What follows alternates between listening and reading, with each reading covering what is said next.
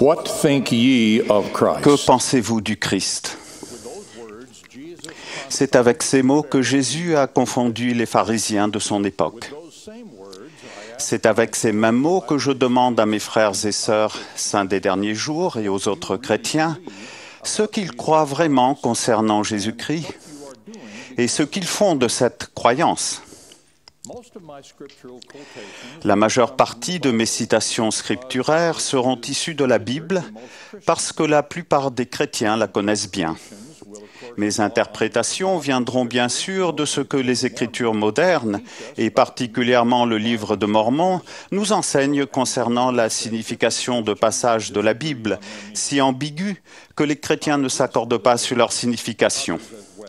Je m'adresse aux croyants, mais aussi aux autres personnes.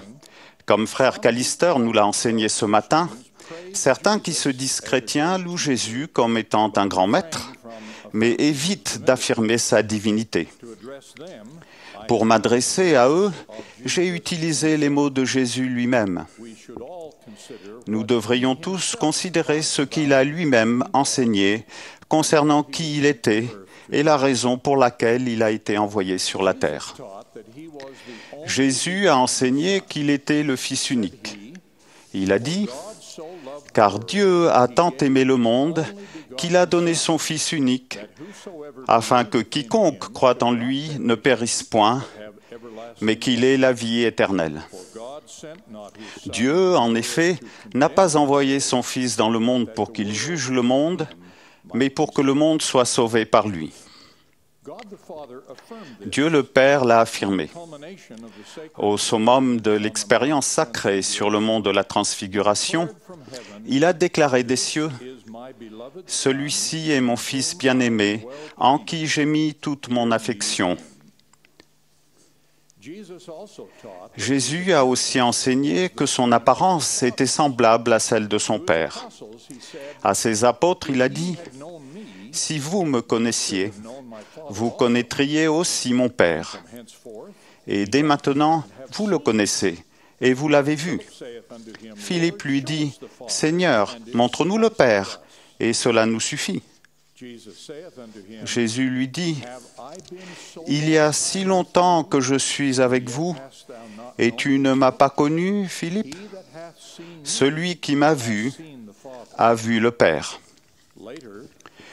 Ainsi, l'apôtre Paul a décrit le Fils comme étant l'empreinte de sa personne, du Père. L'apôtre Jean écrit que Jésus, qu'il appelle la parole, était au commencement avec Dieu. Toutes choses ont été faites par elle, et rien de ce qui a été fait n'a été fait sans elle. Ainsi, dans le cadre du plan du Père, Jésus-Christ a été le créateur de toutes choses.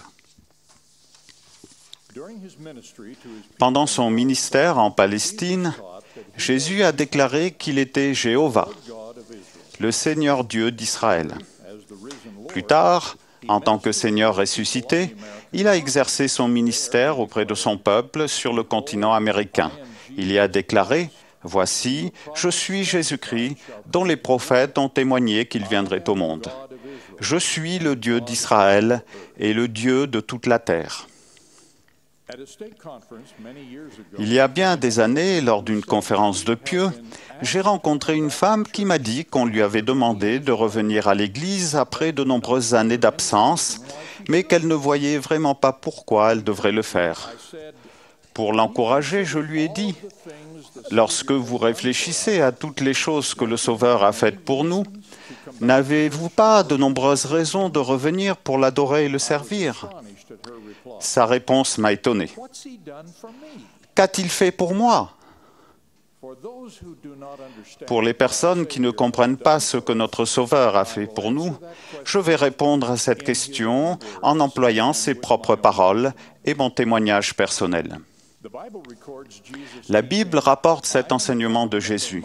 « Je suis venu afin que les brebis aient la vie et qu'elles soient dans l'abondance. » Plus tard, dans le Nouveau Monde, il a déclaré « Je suis la lumière et la vie du monde. » Il est la vie du monde parce qu'il est notre Créateur Et parce que, grâce à sa résurrection, nous sommes tous assurés de vivre à nouveau.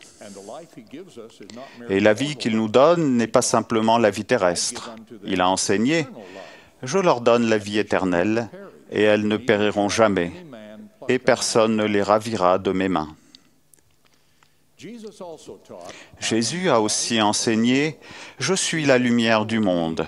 Celui qui me suit ne marchera pas dans les ténèbres. » Il a aussi déclaré, « Je suis le chemin, la vérité et la vie. » Il est le chemin et il est la lumière, parce que ses enseignements éclairent notre chemin dans la vie terrestre et nous montrent comment retourner au Père. Jésus a toujours honoré et suivi le Père. Alors qu'il n'était qu'un jeune homme, il a déclaré à ses parents terrestres, « Ne saviez-vous pas qu'il faut que je m'occupe des affaires de mon Père ?» Il a dit plus tard, « Car je suis descendu du ciel pour faire non ma volonté, mais la volonté de celui qui m'a envoyé. » Le Sauveur a enseigné, « Nul ne vient au Père que par moi. » Nous retournons au Père en faisant sa volonté. Jésus a déclaré, « Ceux qui me disent « Seigneur, Seigneur » n'entreront pas tous dans le royaume des cieux, mais celui-là seul qui fait la volonté de mon Père qui est dans les cieux. » Il a expliqué, « Plusieurs me diront en ce jour-là, « Seigneur, Seigneur, n'avons-nous pas prophétisé par ton nom? N'avons-nous pas chassé des démons par ton nom? Et n'avons-nous pas fait beaucoup de miracles par ton nom? » Alors je leur dirai ouvertement, « Je ne vous ai jamais connus. Retirez-vous de moi, vous qui commettez l'iniquité. » Alors qui entrera dans le royaume des cieux? Jésus a dit que ce ne seraient pas ceux qui se contentent de faire des œuvres merveilleuses en se servant du nom du Seigneur, mais celui-là seul qui fait la volonté de son Père, qui est dans les cieux. Jésus nous a montré comment faire cela. À maintes reprises, il nous a demandé de le suivre. « Mes brebis entendent ma voix, je les connais, et elles me suivent. » Il a donné le pouvoir de la prêtrise à ses apôtres et à d'autres personnes. À Pierre, le premier des apôtres, il a dit, « Je te donnerai les clés du royaume des cieux. Ce que tu liras sur la terre sera lié dans les cieux, et ce que tu délieras sur la terre sera délié dans les cieux. » Luc raconte que le Seigneur désigna 70 autres disciples, et il les envoya 2 à 2 devant lui dans toutes les villes et dans tous les lieux où lui-même devait aller. Plus tard, ces 70 dirent joyeusement à Jésus, « Seigneur, les démons même nous sont soumis en ton nom. » Je suis témoin de ce pouvoir de la prêtrise. À la fin de son ministère terrestre, Jésus a enseigné à ses apôtres, « Le Consolateur, l'Esprit Saint, que le Père enverra en mon nom, vous enseignera toutes choses et vous rappellera tout ce que je vous ai dit. Et il vous guidera dans toute la vérité. » Il utilise aussi ses commandements pour nous guider. Ainsi, il a commandé aux Néphites de ne plus avoir de disputes au sujet des points de doctrine. Car, a-t-il dit, « Celui qui a l'esprit de querelle n'est pas de moi, mais est du diable, qui est le père des querelles. Et il excite le cœur des hommes à se quereller avec colère. » Voici, ce n'est pas ma doctrine d'exciter le cœur des hommes à la colère les uns contre les autres, mais c'est ma doctrine que de telles choses soient abandonnées. Il nous incite aussi à nous concentrer sur lui, non pas sur les choses du monde. Dans son grand sermon sur le pain de vie, Jésus explique la différence entre la nourriture terrestre et la nourriture éternelle. Il a dit, « Travaillez non pour la nourriture qui périt, mais pour celle qui subsiste pour la vie éternelle, et que le Fils de l'homme vous donnera. » Le Sauveur a enseigné qu'il était le pain de vie, la source de la nourriture éternelle. Parlant de la nourriture terrestre que le monde donne, notamment de la manne que Jéhovah avait envoyée aux enfants d'Israël dans le désert, Jésus a enseigné que les personnes qui dépendaient de ce pain sont maintenant mortes. Par contre, la nourriture qu'il offrait était le pain vivant qui était descendu du ciel. Et il a enseigné, si quelqu'un mange de ce pain, il vivra éternellement. Certains de ses disciples dirent que cette parole était dure. Et à partir de ce moment, plusieurs de ses disciples se retirèrent et ils n'allaient plus avec lui. Apparemment, ils n'avaient pas accepté son enseignement précédent, selon lequel ils devaient rechercher premièrement le royaume de Dieu. Aujourd'hui encore, certaines personnes professant être chrétiennes sont plus attirées par les choses du monde, les choses qui entretiennent la vie sur la terre, mais qui ne nourrissent pas pour la vie éternelle. Pour certains, ces paroles dures sont toujours une raison de ne pas suivre le Christ. Le couronnement du ministère terrestre de notre Sauveur a été sa résurrection et son expiation pour les péchés du monde. Jean-Baptiste l'a prophétisé quand il a dit « Voici l'agneau de Dieu qui ôte le péché du monde. » Par la suite, Jésus a enseigné que le Fils de l'homme est venu pour servir et donner sa vie comme la rançon de plusieurs.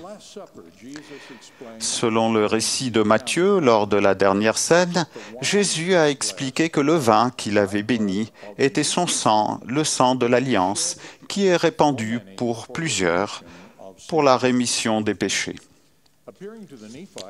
Quand il est apparu aux Néphites, le Seigneur ressuscité les a invités à s'approcher pour toucher la blessure dans son côté et les marques des clous dans ses mains et ses pieds. Il a expliqué pourquoi il faisait cela, afin que vous sachiez que je suis le Dieu d'Israël et le Dieu de toute la terre, et que j'ai été mis à mort pour les péchés du monde. Le récit ajoute que la multitude tomba aux pieds de Jésus et l'adora. Pour cette raison, le monde entier finira par l'adorer. Jésus a enseigné d'autres vérités précieuses concernant son expiation. Le livre de Mormon, qui détaille davantage ce que le Sauveur a enseigné et donne la meilleure explication de sa mission, relate cet enseignement. « Mon Père m'a envoyé pour que je sois élevé sur la croix, pour que j'attire tous les hommes à moi, pour être jugés selon leurs œuvres. Et quiconque se repent et est baptisé en mon nom sera rassasié. Et s'il persévère jusqu'à la fin, voici, je le tiendrai pour innocent devant mon Père en ce jour où je me tiendrai pour juger le monde. Et rien d'impur ne peut entrer dans le royaume du Père. C'est pourquoi rien n'entre dans son repos, si ce n'est ceux qui ont lavé leurs vêtements dans mon sang, à cause de leur foi et du repentir de tous leurs péchés et de leur fidélité jusqu'à la fin. » Nous comprenons ainsi que l'expiation de Jésus-Christ nous donne l'occasion de surmonter la mort spirituelle qui résulte du péché et, en contractant et en respectant des alliances sacrées, d'avoir les bénédictions de la vie éternelle. Jésus a posé la question: que pensez-vous du Christ? L'apôtre Paul a demandé aux Corinthiens: examinez-vous vous-même pour savoir si vous êtes dans la foi. Nous devons tous répondre à ces questions pour nous-mêmes. Où se trouve notre loyauté ultime? Ressemblons-nous aux chrétiens de la description mémorable de frère Maxwell qui avait emménagé à Sion, mais essayait encore de garder une résidence secondaire à Babylone? Il n'y a pas de zone neutre. Nous sommes des disciples de Jésus-Christ. Notre citoyenneté est dans son Église et dans son Évangile. Et nous ne devrions pas utiliser de visa pour rendre visite à Babylone ou agir comme l'un de ses citoyens. Nous devons honorer son nom, respecter ses commandements et ne pas rechercher les choses de ce monde, mais chercher premièrement à édifier le royaume de Dieu et à faire régner sa justice. Jésus-Christ est le Fils unique et bien-aimé de Dieu. Il est notre Créateur. Il est la lumière du monde. Il est celui qui nous sauve du péché et de la mort. C'est la connaissance la plus importante sur la terre et vous pouvez savoir cela par vous-même, comme je le sais moi-même. Le Saint-Esprit, qui témoigne du Père et du Fils et nous conduit dans la vérité, m'a révélé ces vérités et il vous les révélera. Pour y parvenir, nous devons le désirer et obéir. Jésus a enseigné, « Demandez et l'on vous donnera. Cherchez et vous trouverez. Frappez et l'on vous ouvrira. » Et si quelqu'un veut faire sa volonté, il connaîtra si ma doctrine est de Dieu ou si je parle de mon chef. Je témoigne de la véracité de ces choses. Au nom de Jésus-Christ. Amen.